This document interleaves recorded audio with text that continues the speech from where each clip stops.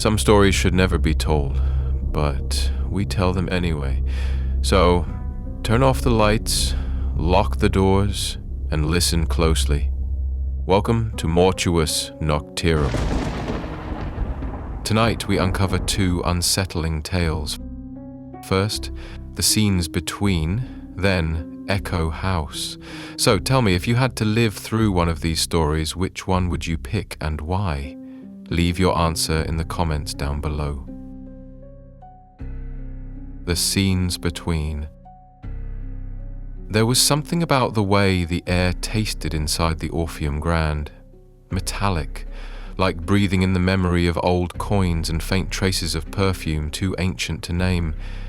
Even beneath my respirator mask, I could smell it, or maybe sense it, the way a storm makes your skin prickle before it breaks. We'd been hired for what should have been a simple job, overnight cleaning and prep work ahead of the restoration crew's real arrival the following week.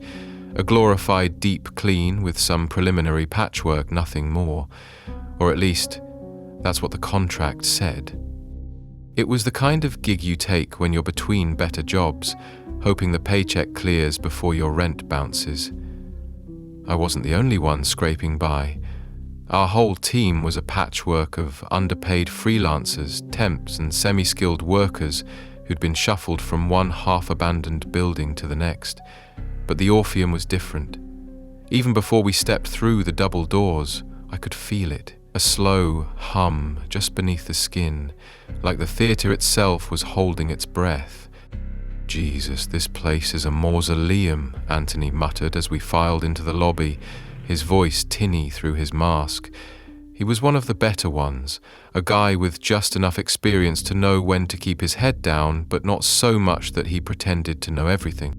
The chandeliers hung low, their crystals dull and choked with decades of dust, but every so often they would catch a flicker of light from our headlamps. Not from the working power, there wasn't any, but from somewhere else. Reflections in the marbled floor, the remnants of spotlights long shattered. We were 6 in total, all of us gathered awkwardly in the gloom. Me, Anthony, Carla, the project lead, and 3 others whose names I wouldn't remember until it was too late. We stood there, boots scuffing the cracked tile, our breath forming clouds in the stale air. Outside, the city had moved on, its neon heartbeat pulsing a block away, but inside the Orpheum, it was still 1927. The walls held onto time like a wound that had never scabbed over.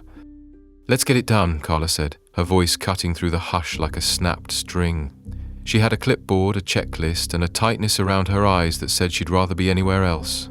We split off, pairing into teams, and the work began. I drew the short straw, the upper balcony. The stairs creaked beneath my boots, sagging like something exhausted. Layers of carpet peeled away beneath my feet, exposing the bare bones of the building. My flashlight's beam shivered along the faded velvet drapes that still hung along the upper tier. They moved slightly, though the air was still, as though they were breathing in time with me.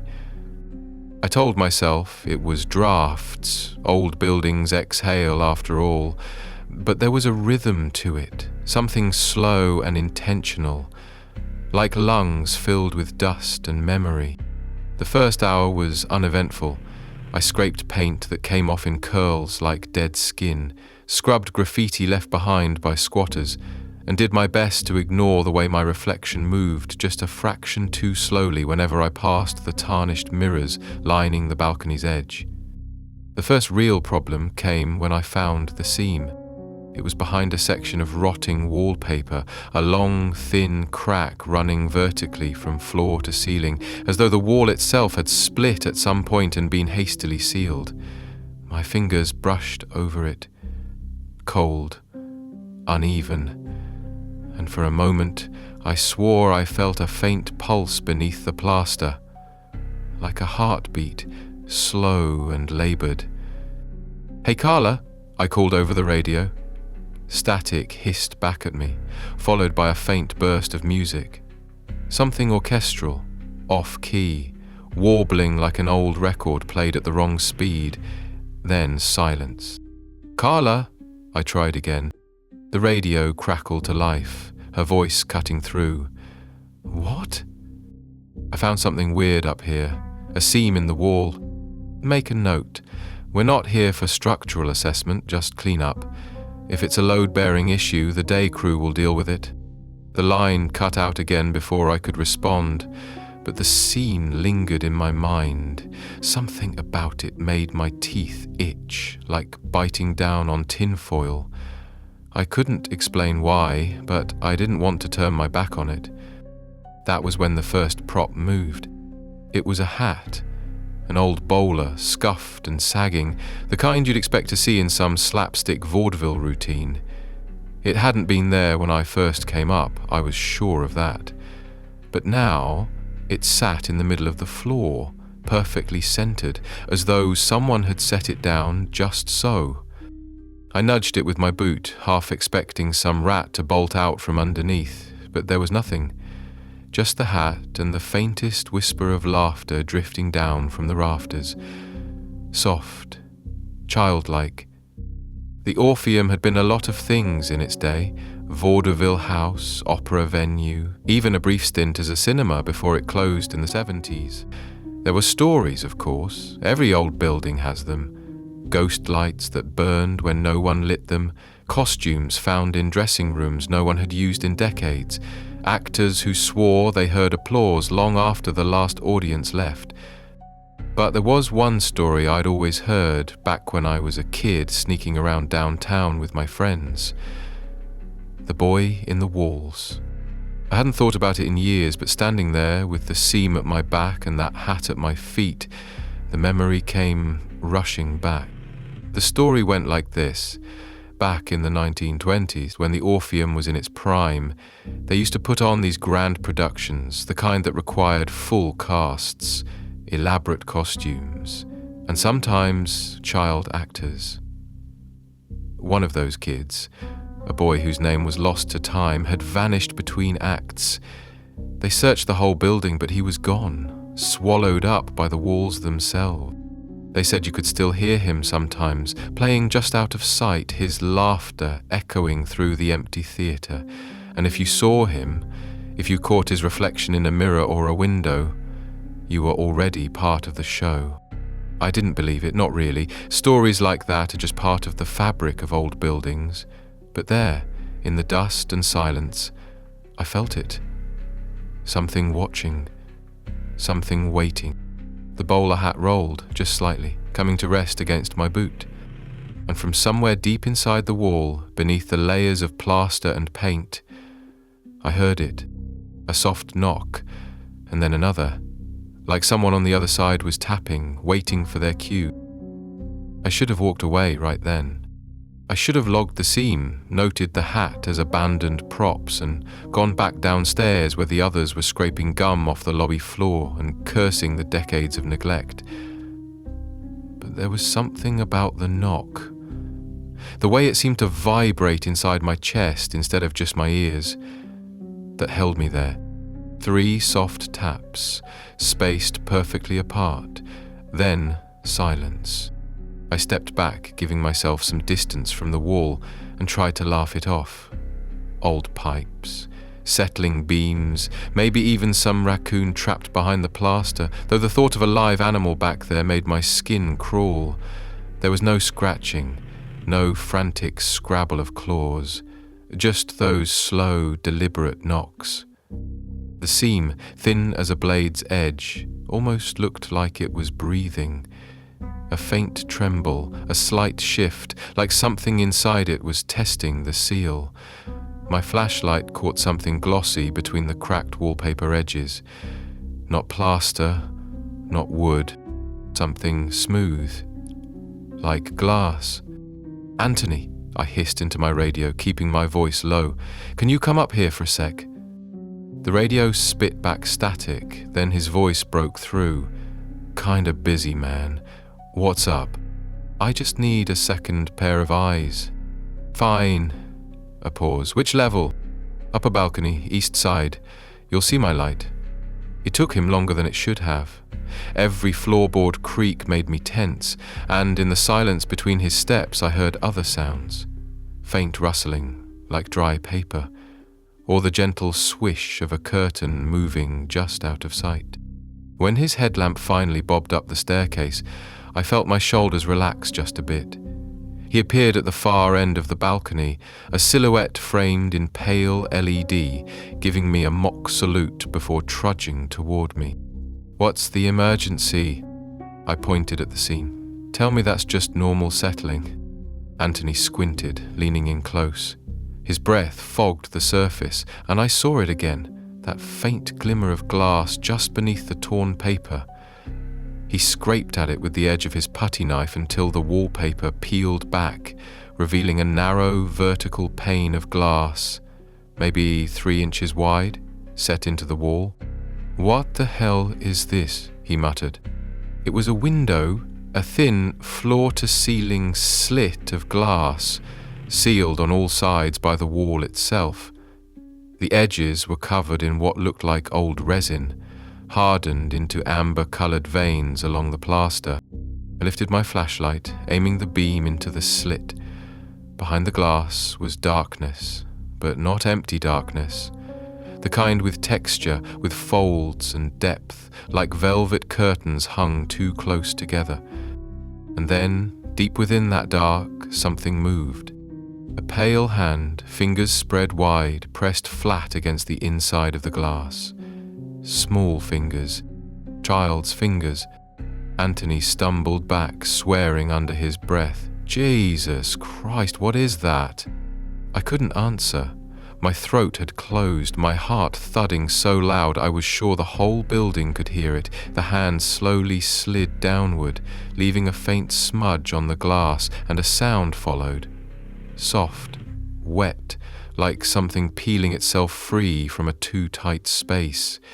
Then, just for an instant, a face pressed into the glass, too distorted by the narrow slit to make out clearly, but the shape of it was wrong. The mouth was open, as though gasping for air, the eyes wide and dark, reflecting the beam of my flashlight like a cat's. And then it was gone. The glass went blank, the seam sealing itself back into silence. "Okay, we're done," Anthony said, backing away, his voice shaking. "Whatever that is, that's above our pay grade. Let's get Carla." We stumbled down the stairs together, neither of us speaking. My legs felt like they belonged to someone else, knees trembling with every step. When we reached the lobby, Carla was at the base of the grand staircase, clipboard in hand, scowling at a patch of water damage, like it had insulted her personally. "We need to talk," I said, louder than I meant to. My voice echoed in the cavernous space. She turned, frowning. "What now?" Anthony was already shaking his head, trying to put words to what we'd seen, but nothing sounded right. "There's something in the wall," he finally said. "Behind glass." That got her attention. She followed us back upstairs, muttering under her breath about hysterics and wasting time. But when she saw the seam, the glass now clouded over with faint, uneven handprints, as though someone had been pressed against it from the inside, she went silent. Her fingers brushed the edge of the wall, tracing the resin seals, her expression unreadable. "That's not in any of the blueprints," she said, voice tight. "No shit," Anthony muttered. Carla turned to me. "Did you touch it?" I shook my head, though my fingers still burned from where they'd skimmed the seam. "No, just saw it." "Good," she said too quickly.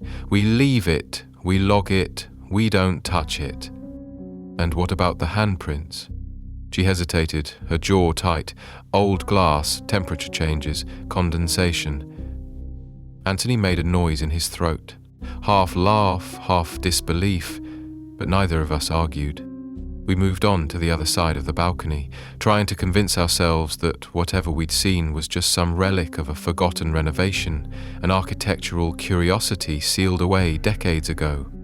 But the Orpheum didn't let us forget so easily. As we worked, the props kept moving.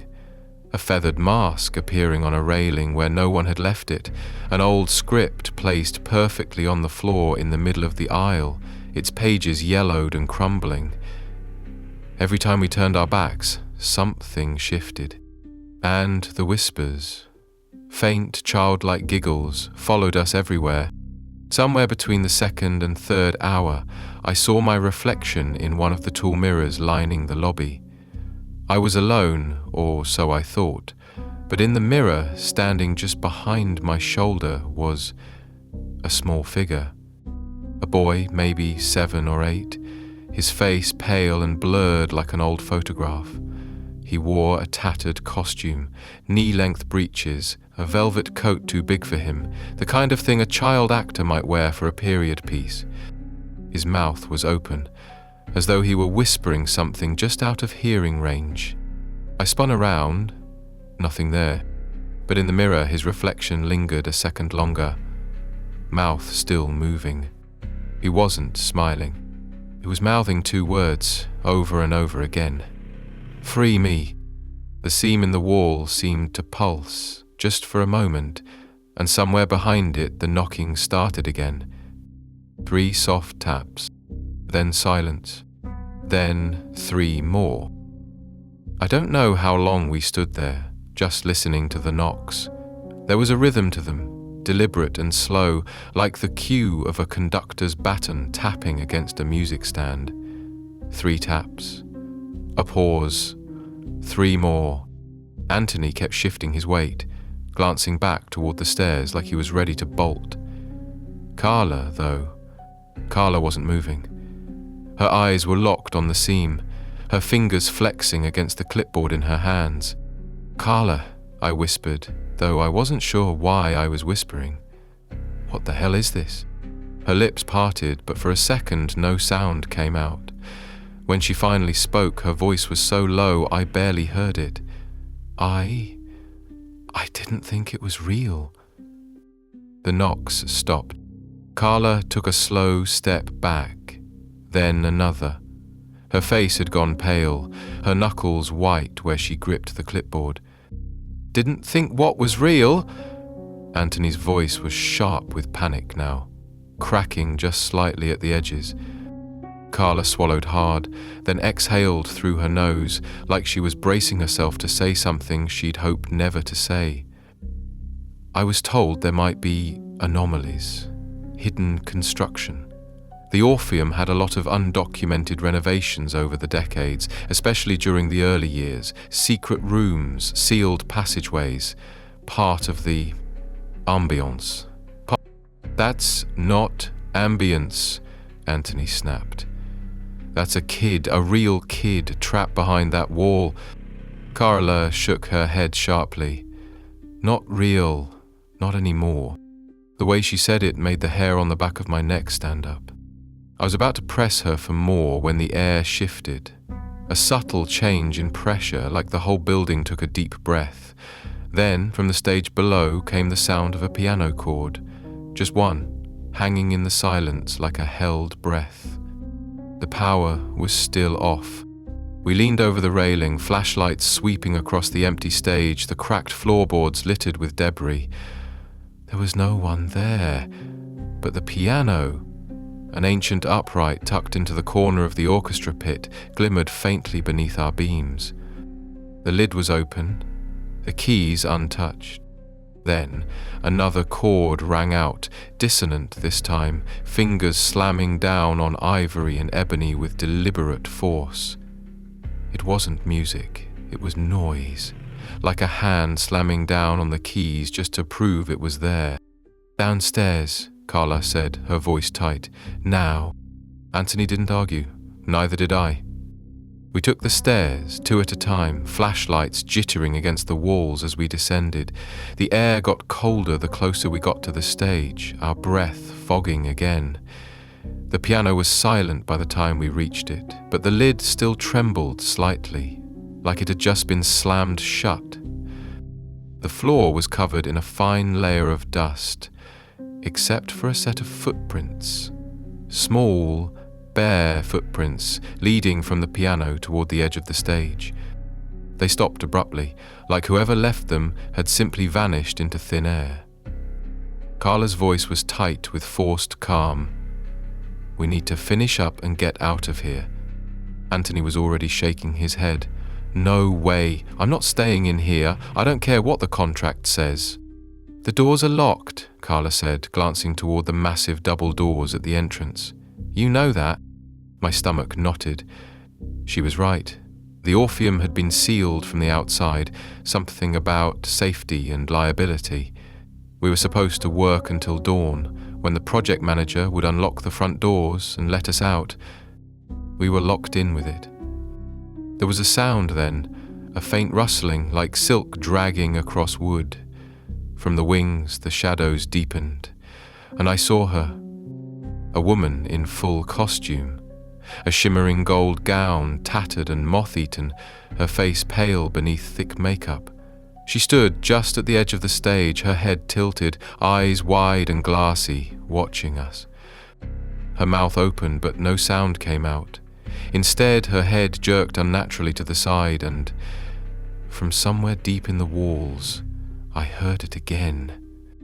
Knock, knock, knock.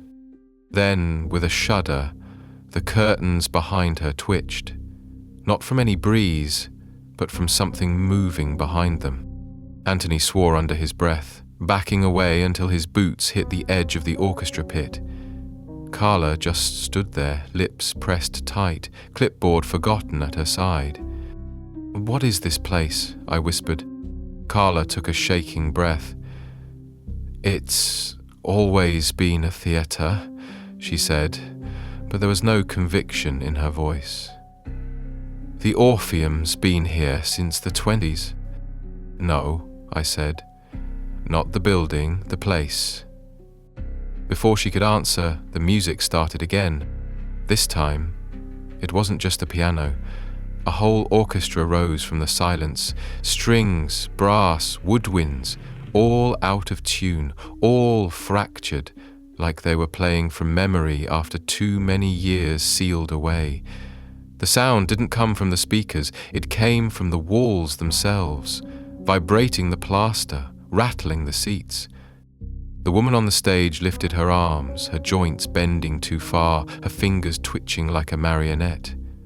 Her mouth opened wider, and now she was screaming, though the orchestra drowned it out.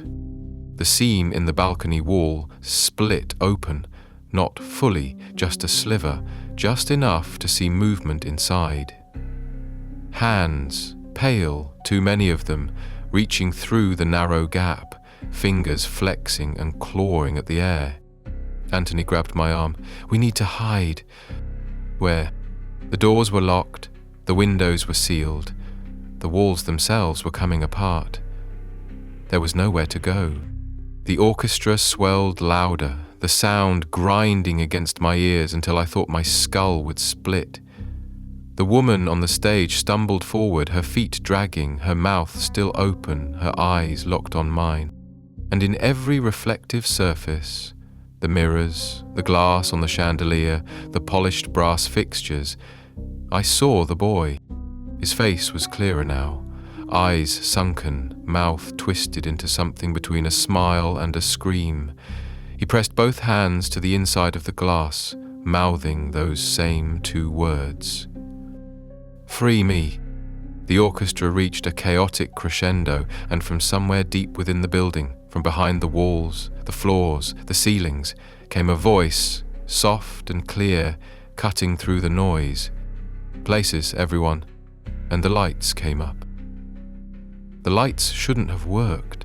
The power had been cut before we arrived. The project manager made that clear when we signed the waiver. No electricity, no operational systems, not even emergency backups. But here they were, blazing overhead, every sconce, every chandelier, every spotlight aimed down at the stage, as though the house had filled with a silent, invisible audience. The woman in the gold gown stood center stage, her arms hanging limp at her sides, her mouth still gaped wide, but the scream was gone, replaced by the wet, crackling sound of something shifting inside her throat. "Places, everyone," the voice repeated, though this time it echoed from the rafters, from the backstage, from the walls themselves. It wasn't a voice meant to carry, it was soft, familiar, like someone calling their family to dinner, but there was something cold underneath it, a tightness that made my stomach churn. Carla's clipboard clattered to the floor. She was trembling, her hands clenched into fists at her sides. "What the hell is going on?" Anthony hissed, his voice low but frantic. "Who the fuck is running this?" No one answered him, because the answer was all around us. The velvet curtains rippled, parting just enough to show the blackness beyond. Not empty blackness, textured, moving, alive. Figures stirred in that void, half-seen shapes flickering in and out like images caught between film reels. Performers. Their costumes were rotted but still vibrant, the bright colours leaching into the air like bruises blooming across the wood. Some were dressed in shimmering gowns, some in tattered suits. A pair of dancers, a man and woman, held each other in a lover's waltz, their arms too rigid, their fingers digging into each other's flesh. They glided forward, feet never quite touching the ground. Their faces were painted in grotesque caricatures of stage makeup, but beneath the smears of rouge and kohl, their skin was slack, eyes sunken deep into sockets too wide for their skulls. They moved without music now, just the sound of the building breathing, the creak of wood and the soft crackle of plaster shifting in the walls. "Don't look at them," Carla said under her breath. Her voice was so small, so fragile I barely heard it. "What do you mean?" I asked, though I kept my eyes on her, resisting the pull to glance back at the stage. "Just," her breath shuddered out of her, "just don't make eye contact." It was Anthony who broke first. He looked. One of the dancers tilted her head sharply, the bones in her neck cracking like snapped twigs. Her painted lips peeled back into something that might have been a smile if there had been any warmth behind it. There wasn't. She extended one long-fingered hand, palm up, fingers curled in a beckoning gesture. "Don't," Carla said again, her voice sharper now, cutting through the haze. Anthony didn't listen, or maybe he couldn't. His feet slid forward, his movements jerky and hesitant, like a marionette being tugged by strings it couldn't see. I grabbed his arm, pulling hard enough to break whatever invisible tether had snagged him. "We need to move, now!"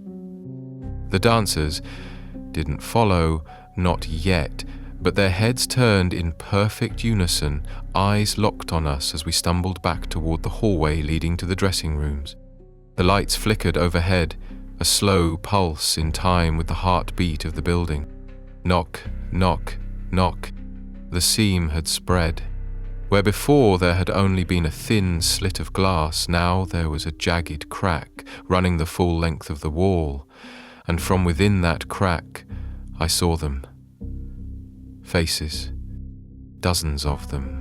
Some were pressed so tightly to the glass their features distorted, eyes bulging, lips peeling back in silent screams. Others lurked further back, their faces half shrouded in shadow. Men, women, children. Performers in costume, some from the golden age of vaudeville, others from later eras, their outfits mixing and bleeding into each other until time itself meant nothing. They weren't just trapped. They were part of the wall now, fused into the building's bones, and the boy, the one I'd glimpsed in the mirror, stood at the center of them all. He wasn't pleading anymore. His lips didn't form the words, "Free me." Now he was smiling. The crack widened, and something slid out. A hand, long and pale, fingers too thin, knuckles too sharp. The hand scraped down the plaster, nails dragging deep grooves into the wall. Then the whispers started again, soft at first, like the shuffle of papers in an empty auditorium, but growing louder, clearer, until they formed words. "Places, everyone. The curtain rises.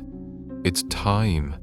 The lights overhead dimmed to a warm, golden glow, the glow of house lights settling just before a performance begins. The audience was waiting, and we were the show. "Carla," I said, my voice shaking, "what do we do?" She didn't answer. because Carla wasn't there anymore. Where she had stood was just empty space, a faint shimmer in the air like heat rising from pavement. And then, on the stage, the gold-gowned woman opened her mouth wide and Carla's scream came out. Not from her own throat, from the woman's. Her voice echoed through the theatre, but Carla herself was gone. Only her clipboard lay on the floor, her name scrawled in blue ink at the top. A name added to the cast list. Anthony grabbed my sleeve, his breath coming fast and ragged. "We have to get out. There's gotta be a way out." But the theatre didn't want us to leave. The aisles stretched longer, seats multiplying and shifting, the architecture bending and twisting itself into a labyrinth. The exits, the doors, the windows melted into the walls, becoming part of the seamless decay. Knock, knock, knock. The seam was a door now, wide enough for someone or something to step through. And they did. The boy emerged first, his feet bare, his costume hanging from his thin frame in tattered ribbons. His skin was too pale, his hair too dark, and his eyes were bottomless. Behind him came the others, the forgotten cast, the sealed performers, every soul the Orpheum had devoured across the decades. They moved with jerking, puppet-like grace, their mouths stretching wide in perfect, silent smiles. Anthony broke. He bolted for the stage, scrambling up onto the boards, his boots leaving scuff marks on the ancient wood. He turned back to me, panic blazing in his eyes. "Come on! There's got to be a back door!" I knew better. The stage was no escape. It was the centerpiece. The lights followed him, narrowing into a single harsh spotlight that pinned him in place. The orchestra, the one with no players, struck up a jagged, discordant overture. The curtain began to rise, and the boy stepped forward, holding out his hand. Anthony reached for it. Whether to pull him up or push him away, I'll never know. The moment their fingers touched, Anthony convulsed, head snapping back, mouth gaping in a soundless scream. His reflection flickered in the cracked glass of the seam, and I saw it shift. His face joining the others, stretched and distorted, preserved forever. The boy smiled. "Places, please." I didn't run. I should have, but my legs refused to obey. The stage held me transfixed, like I was a rat caught in a snake's gaze, paralyzed not by fear, but by the overwhelming sense that I had stepped out of time entirely. The Orpheum wasn't just a building, it was a living, breathing creature, and I was standing inside its heart. Anthony was gone. No scream, no farewell, just the twitching of his fingers in the boy's grip, a flicker of his shape caught in the seam's glass, and then nothing.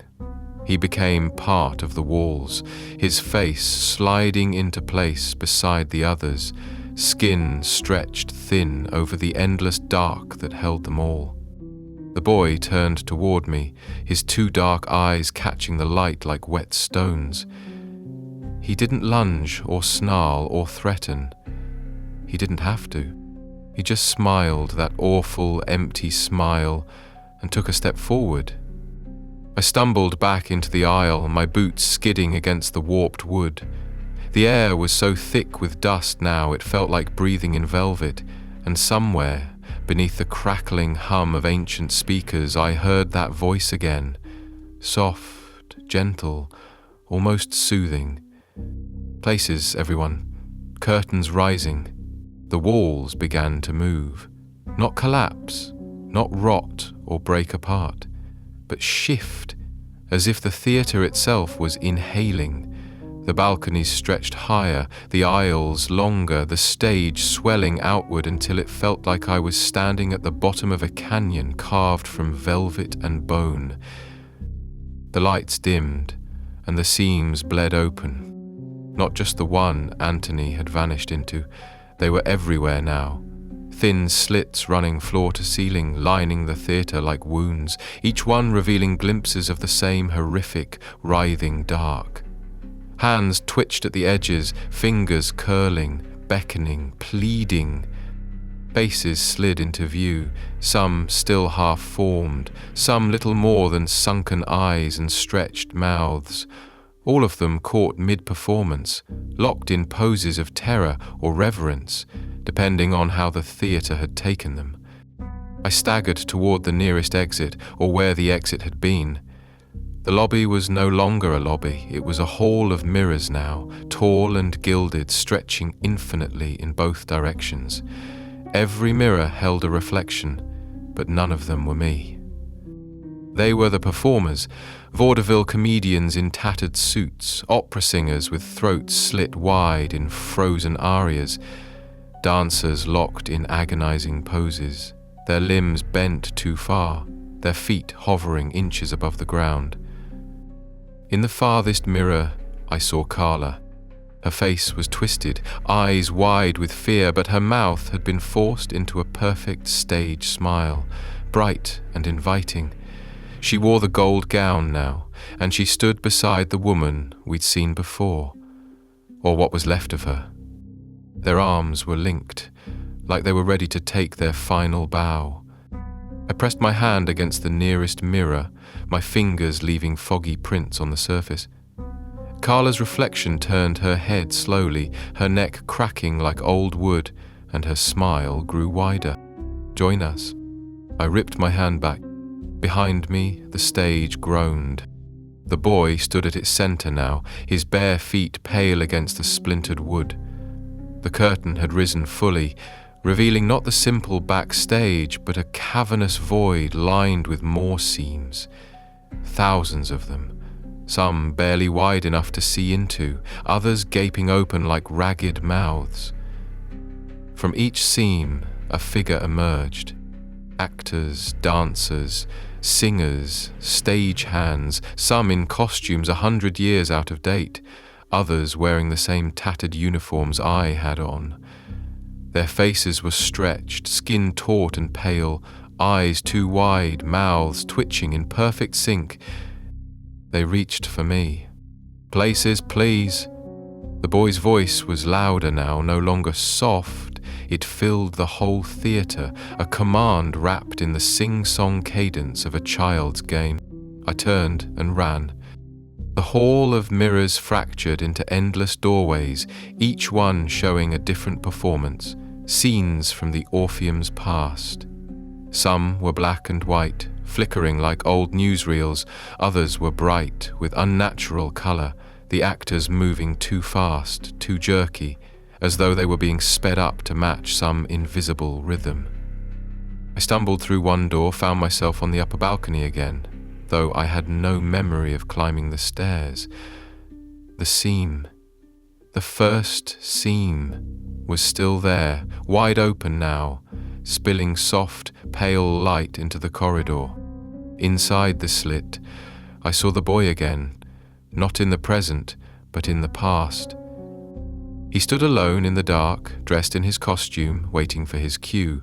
The applause had already started, but no one had called him onto the stage. His hands curled into fists at his sides, his small shoulders trembling as the darkness behind him deepened, and hands, adult hands unseen, reaching, gripped his shoulders and pulled him back. The wall closed over him, sealing him into the Orpheum's bones. The applause continued. The show had to go on. I stumbled back from the scene, tripping over my own feet, and landed hard on the balcony floor. The mirrors on the opposite wall reflected not just me, but the entire cast, the living and the dead, standing in perfect formation, their hands raised, waiting for the curtain call. I was in the lineup. My reflection stood with them, my mouth stretched into that same awful smile, my eyes sunken and wide.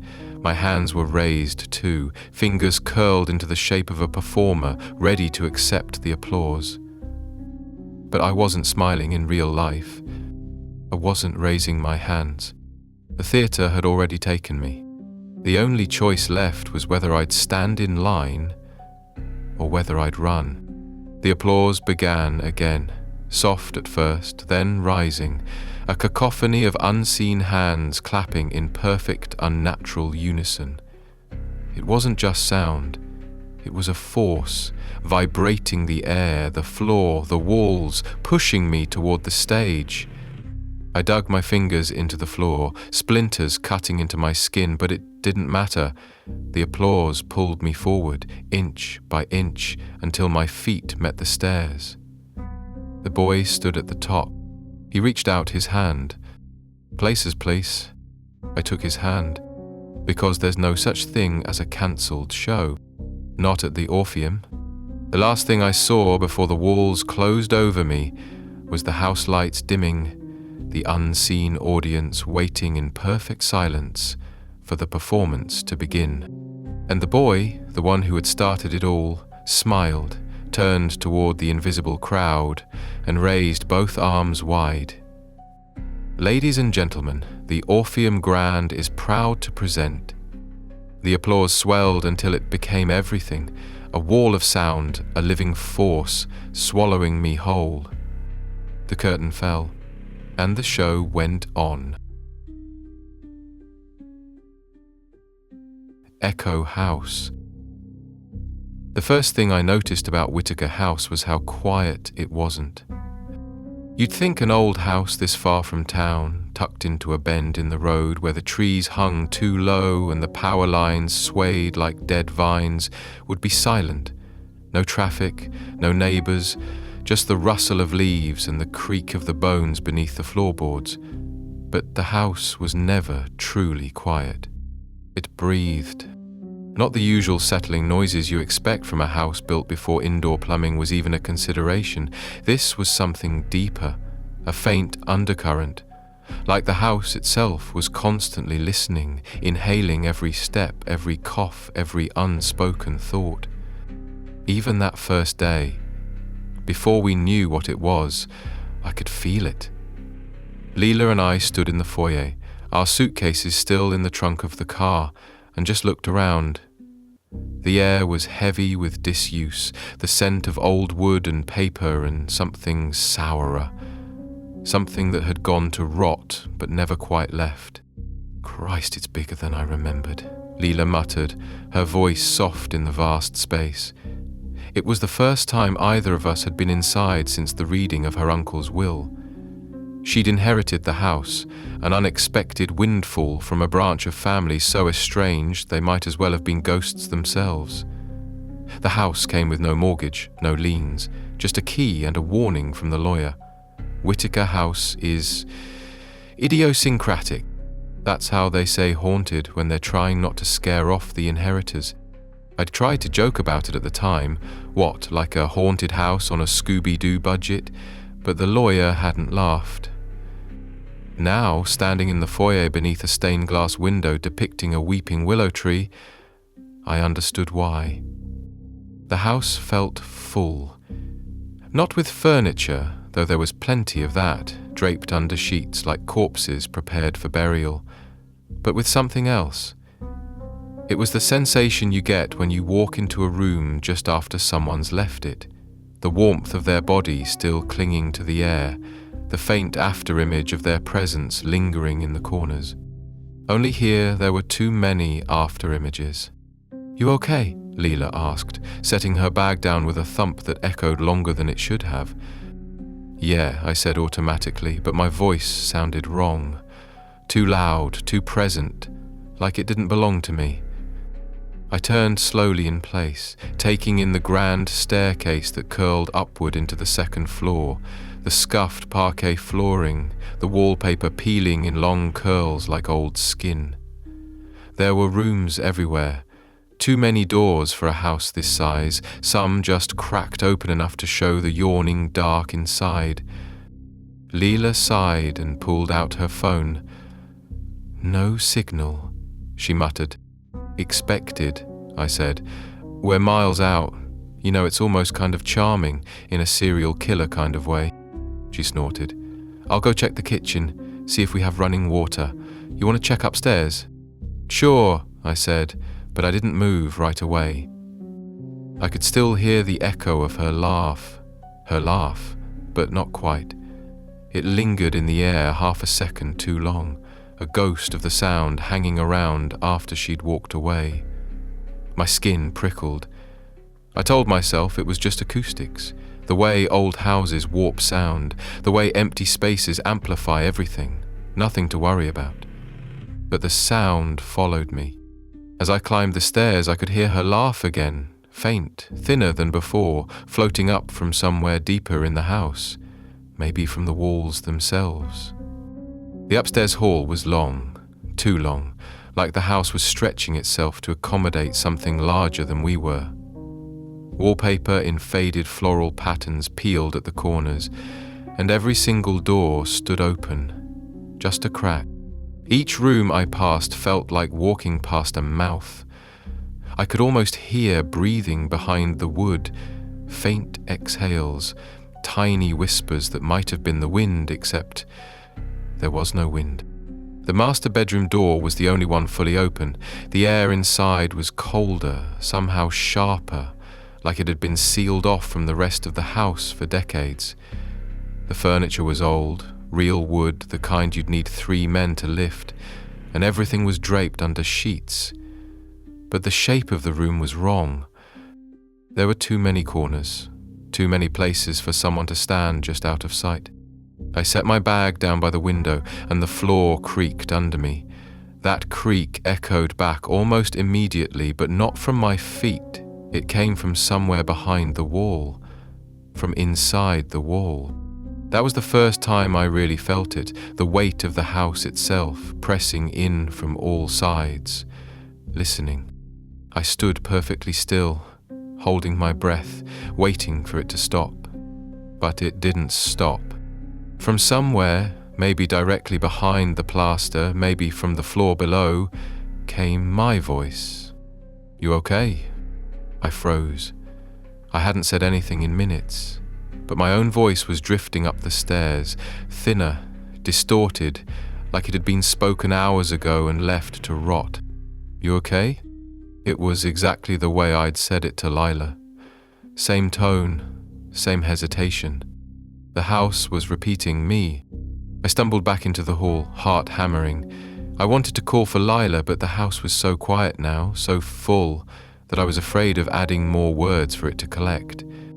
When I finally found her, she was standing in the kitchen, the sink running brown water into a porcelain basin cracked through the middle. "Sam," she said, frowning. "You okay? You look—" And then, faint as a breath, her own voice echoed from somewhere above us. "Son, you okay? You look—" She heard it too. The colour drained from her face. Neither of us spoke, not right away. We just stood there, staring at each other, as the echo of her voice rippled through the house like a ripple across the surface of a black pond. The house was listening, and it wasn't just remembering.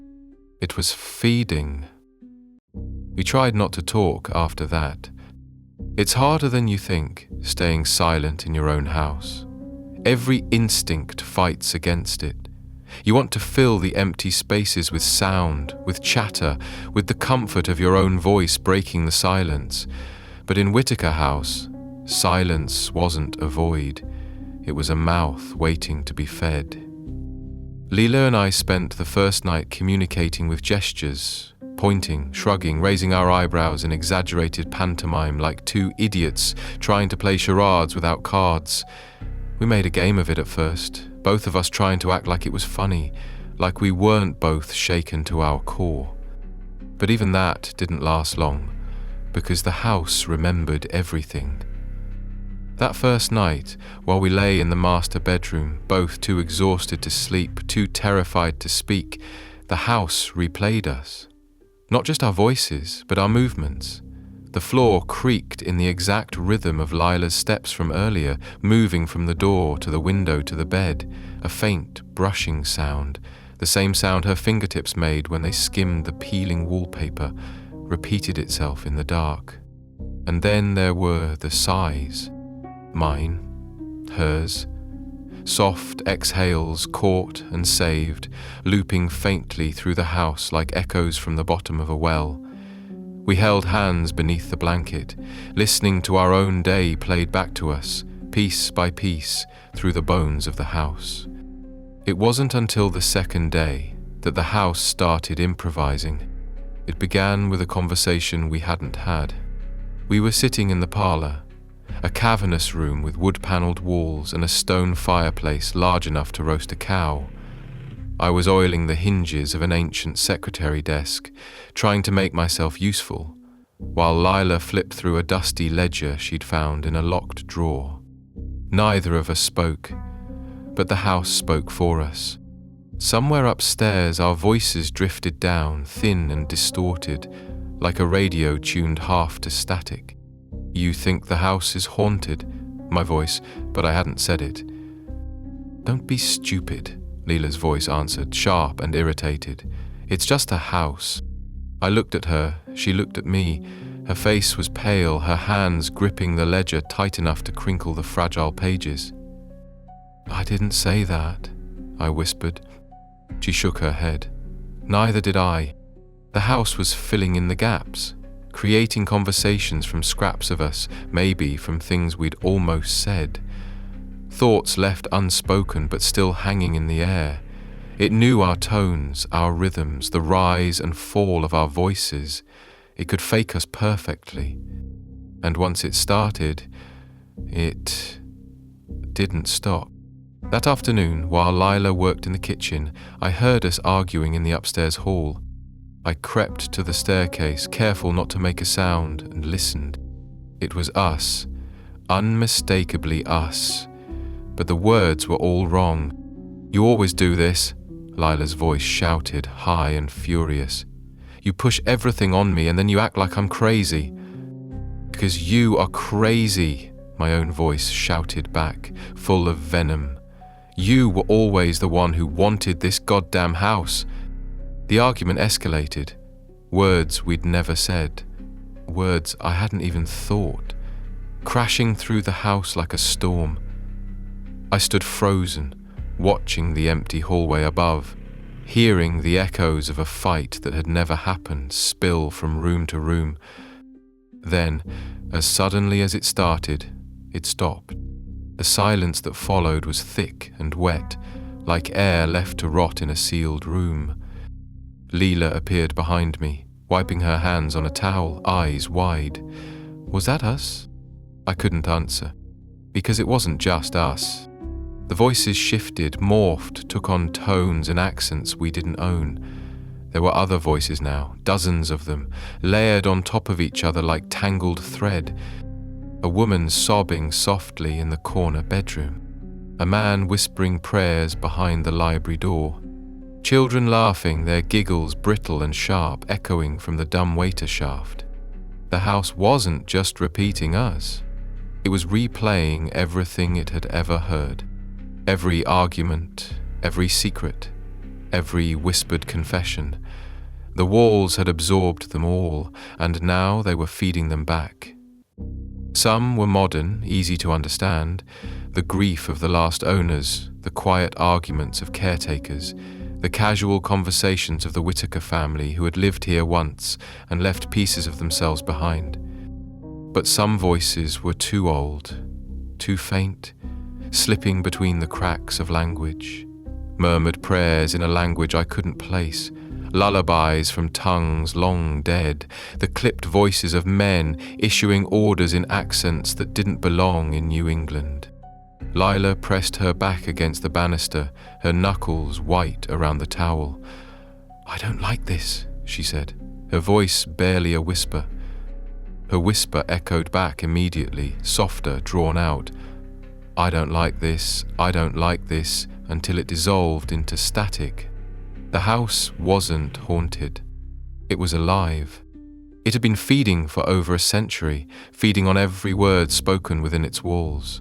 Every conversation, every secret, every scream, swallowed whole and kept on file like records in an archive too vast to comprehend. And the more we spoke, the hungrier it became. That night, lying in bed beside Leela, I tried to sleep, but the house wouldn't let me. It played back my breathing in perfect sync, inhaling when I inhaled, exhaling when I exhaled, until I couldn't tell where my body ended and the house began. And then it whispered something to me. Something in my own voice, so quiet I could almost pretend it was a dream. "You'll never leave." The words hung in the air, repeated and distorted, echoing softly from the hallway, the ceiling, the floorboards beneath the bed. "You'll never leave, you'll never leave, you'll never leave." The house wasn't threatening us. It was welcoming us home. The next morning, we tried to convince ourselves it had been a fluke, some architectural quirk, a trick of sound bouncing through hollow walls, a draft whispering through old ductwork. All the usual excuses, all the lies you tell yourself when the truth is too big and too hungry to look in the eye. But the house didn't let us lie for long. We spoke in whispers at first, just to test it. Little phrases, small comments. "Pass me the screwdriver. Did you hear that? What time is it?" Muttered softly, barely louder than breath. Each one came back to us. Not right away, sometimes hours later, sometimes in the wrong room entirely. The voice would be faint, half smothered, as if it were struggling to rise from the layers of time packed into the walls. But it always found us. By the afternoon, the house had grown bold. I was in the bathroom, brushing my teeth, when I heard Lila's voice drift in from the hallway. "You're scaring me, Sam." I leaned out the doorway, mouth full of foam. "What?" But Lila was still downstairs, nowhere near the hall. The words hadn't been said yet. 10 minutes later, after the silence between us had grown brittle enough to snap, she looked up from the floor where she was cleaning old paint drips. Her eyes were tired, red around the edges, and her voice was softer than usual. "Sam, you're scaring me." The house knew. It wasn't just repeating us anymore. It was predicting us, feeding us lines before we even spoke them. Its appetite so vast it was pulling words from us before we knew they existed. We didn't just live in Echo House. We were becoming part of its script. That night, I woke up to the sound of someone crying. I lay perfectly still, listening. The bed sheets twisted around my legs. The crying came from down the hall. A woman's voice, muffled and low, broken by shuddering breaths. It wasn't Lila. I knew her voice, even in the dark, even through walls. This one was older, rawer, thick with the weight of grief, too deep for words. I slid out of bed, my bare feet cold on the warped floorboards, and followed the sound. The crying led me to the smallest bedroom at the end of the hall, a nursery, judging by the cracked rocking chair and the faded wallpaper, its pattern of starlit skies peeling into nothingness. The crying stopped the moment I stepped inside. The room was empty, but the air was thick with words. Whispers brushed past me. Too many to make out, a tide of language rising and falling, overlapping until the words themselves blurred into pure sensation. Laughter, screams, confessions whispered into pillows, arguments that ended with slamming doors, prayers muttered in the dark. And beneath all of it, faint and steady, I heard my own voice.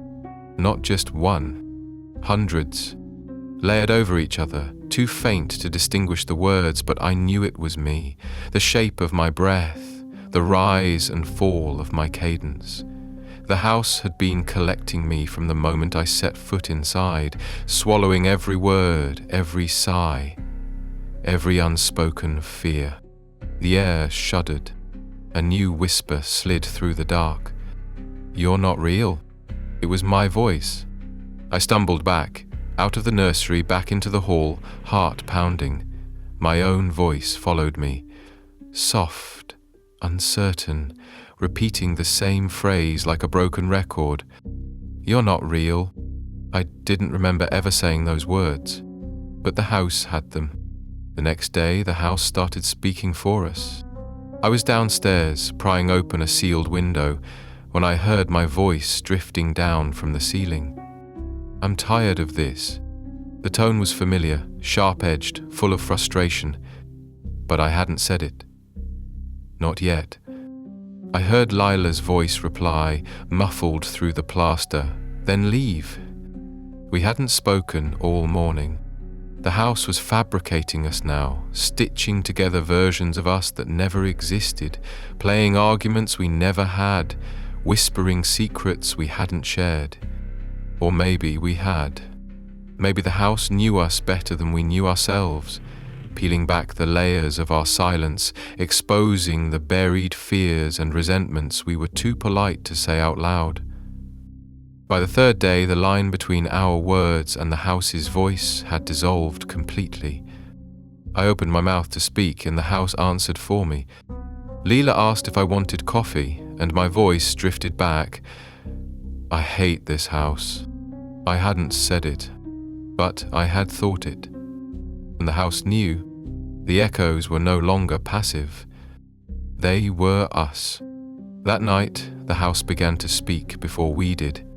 I lay beside Lila in the dark, our fingers tangled together beneath the blanket. Neither of us could sleep. The air was too heavy, too full. The house whispered to us, filling the silence with our own voices. "Do you think we're already dead?" It was Lila's voice, soft and trembling.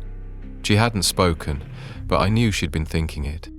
I squeezed her hand tighter. The house whispered back, my voice this time. "If we leave, will it let us go?" We hadn't said those things, but we would. The house knew what we would say before we did. It wasn't just replaying the past. It was writing the future. At dawn, we packed. We didn't speak as we moved through the house, gathering clothes and documents, shoving everything into suitcases. We were too afraid the house would turn our goodbyes into something we didn't mean. The silence followed us down the stairs, except it wasn't silence. It was filled with the soft echoes of all the other families that had left before us, all the hasty goodbyes and whispered fears, all the promises made at the threshold. Some had escaped, some had not.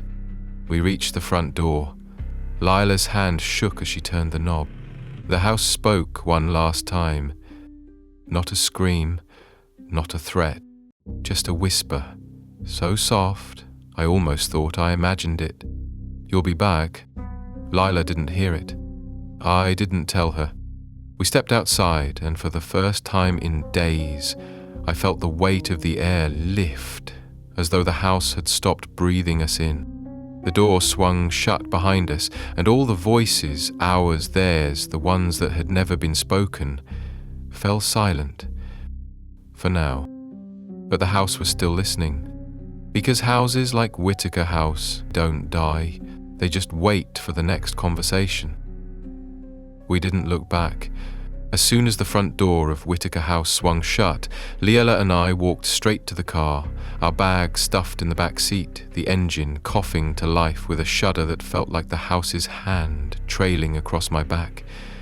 The gravel driveway seemed longer than I remembered, the house shrinking in the rearview mirror until it was just a black tooth on the horizon, half swallowed by trees. Neither of us spoke until we hit the main road, the asphalt cracked and fading in the afternoon sun. Only then, with miles between us and the house, did I risk it. "You okay?" Lila nodded without looking at me, her fingers curled too tight around the steering wheel. "It's just a house," she said. Her voice was soft, mechanical, like she was saying it to convince herself more than me. Just a house. But it wasn't. The silence that settled between us felt heavier than the air inside Whitaker House. Even the hum of the tires on the road seemed muted, like the sound had to push through a layer of cotton stretched too thin. We made it to the nearest motel, a dingy roadside relic called the Pinewood Inn, and took the first room available. It smelled like bleach and cigarette smoke, but it was a normal smell. Human. No weight in the walls, no breath beneath the floorboards. Leela collapsed onto the bed without undressing, eyes squeezed shut, her chest rising and falling too fast. I sat on the edge of the bed, hands dangling between my knees, trying to process the fact that we'd actually left, that we'd made it out. But the silence was still too heavy. I turned on the TV. A game show flickered across the screen, tinny applause filling the room. But even that didn't drown it out. There was something underneath the silence. A hum, a whisper. It was faint, so soft I thought it was my own breath at first, but the more I listened, the clearer it became. "You'll be back." I stood up fast enough to make my head spin. Lila's eyes fluttered open, confused for a moment. "What?" I didn't answer. I crossed to the bathroom, closing the door behind me, and stood with my palms braced against the sink, my reflection pale and drawn in the cracked mirror. The whisper followed me. "You'll be back." I hadn't said it, neither had Lila. The house was miles away. It didn't matter. It wasn't just in the walls anymore. It was in us. The first night outside the house, the echoes followed us. It started small, our own voices drifting through the motel room when neither of us had spoken, soft conversations we'd had days earlier bubbling up through the cheap paneling, faint arguments bleeding through the pillows. I woke up to the sound of my own voice whispering to me, "I hate this house." Lila heard them too. The way her eyes flicked toward the corners of the room told me that much. But she didn't say anything, and neither did I. Because the house had taught us what happened when we spoke. It didn't need walls anymore. We were the walls. The next morning we drove with the windows down, cold air slicing through the silence, the landscape blurring into endless stretches of woods and low hills. We didn't talk, but the echoes didn't need us to. They filled the car, soft and low at first, our own voices whispering, conversations we'd never had. "I should have left you there." Leela's voice, low and bitter. She didn't say it. She hadn't even opened her mouth. But it was her voice, her tone, sliding between the hum of the tires and the rustle of wind through the trees. I gripped the steering wheel so tight my knuckles ached. "That wasn't you," I said, breaking the silence. "That wasn't real." She didn't answer. Because the house answered for her. It felt real. Leela flinched like she'd been slapped. The whisper came from the back seat.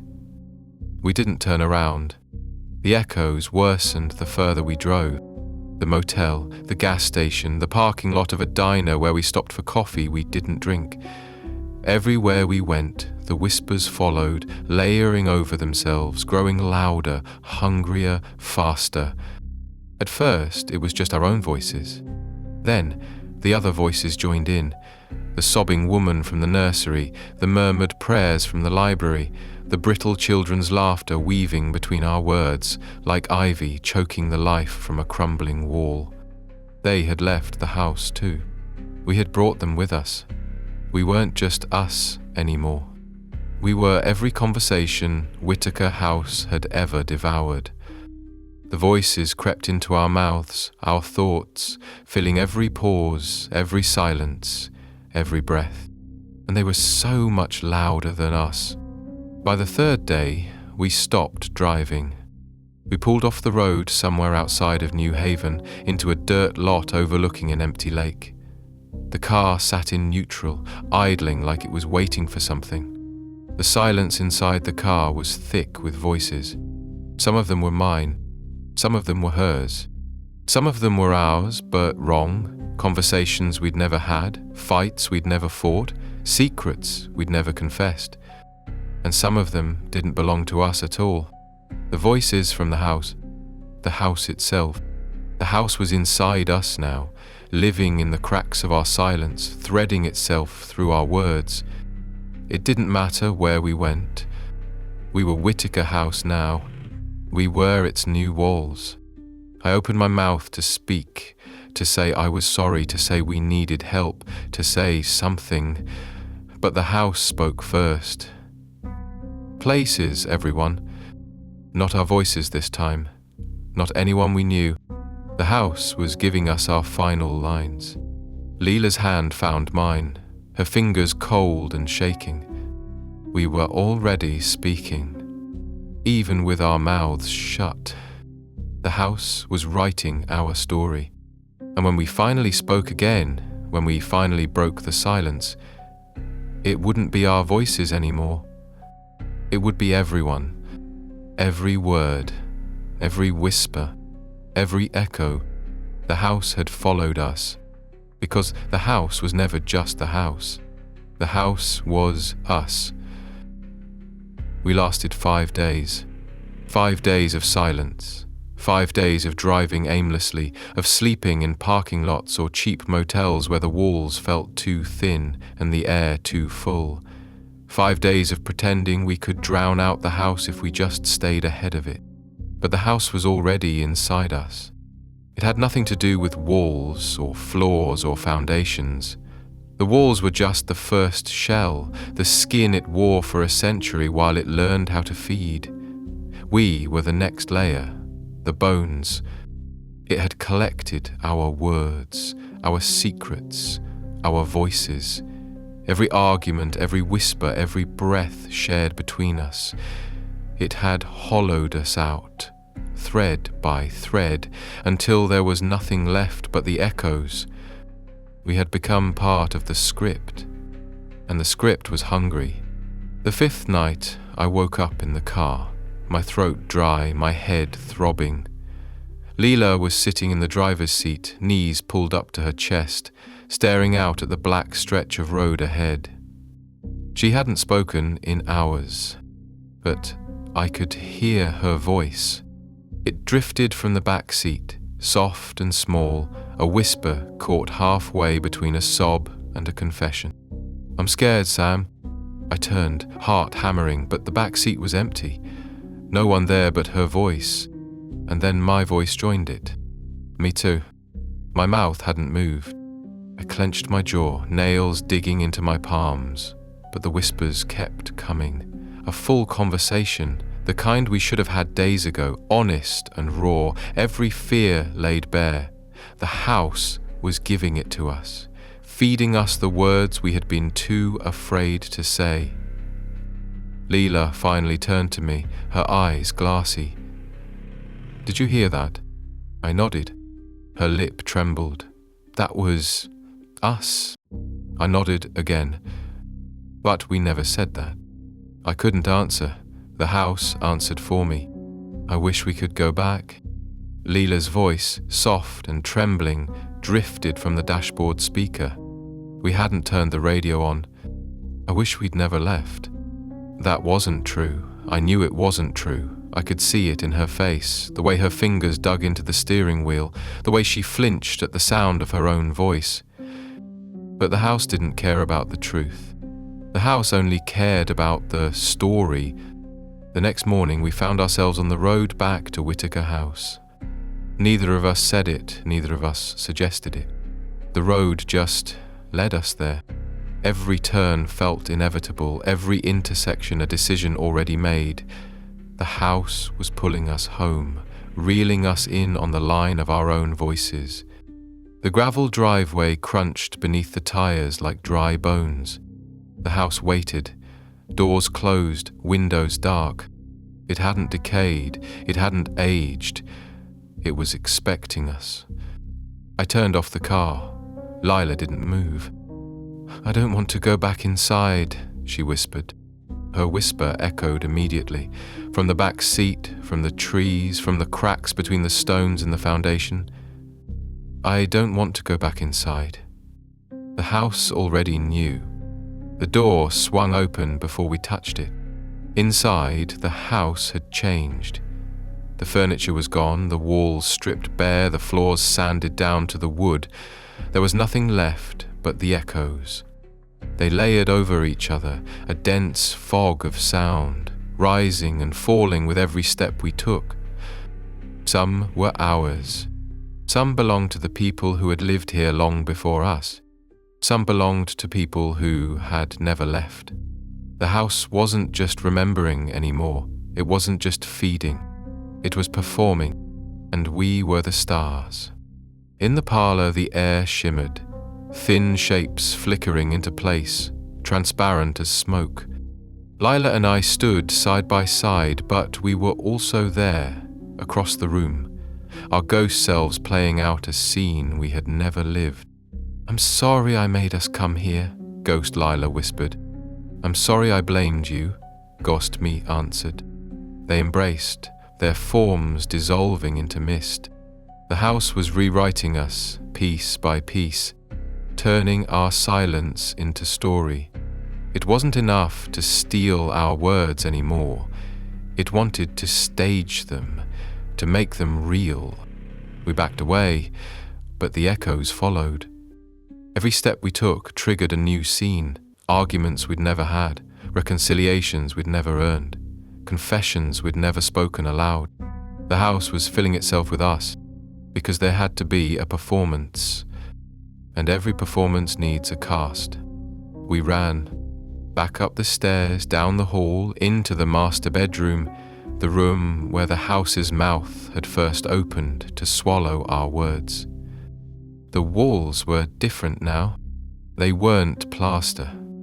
They were paper, layers of words written over each other, some in our handwriting, some in scripts we couldn't read, conversations from every person who had ever lived or died inside Whitaker House, pressed into the walls like veins. The house wasn't alive. The house was a script, a living manuscript written in the voices of everyone it had ever devoured. It wasn't haunted. It was telling the story of itself, and we were the final chapter. Lila grabbed my hand. "What do we do?" Before I could answer, the house spoke for me. "We finish it." The bedroom door swung shut. The walls trembled. The words sank deeper into the wood, and our own voices joined the chorus.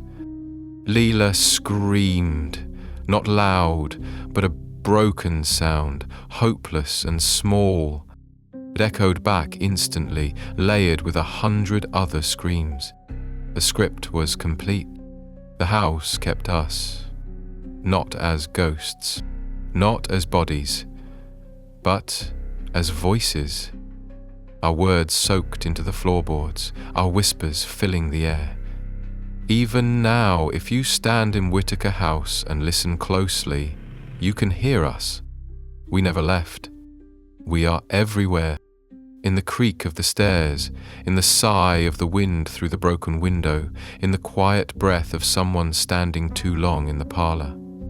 We are the echoes, and we will tell our story again and again until the house is full, and then it will start over, because the house is never silent. It's always listening, always hungry, and every word feeds the next story, the next performance, the next you.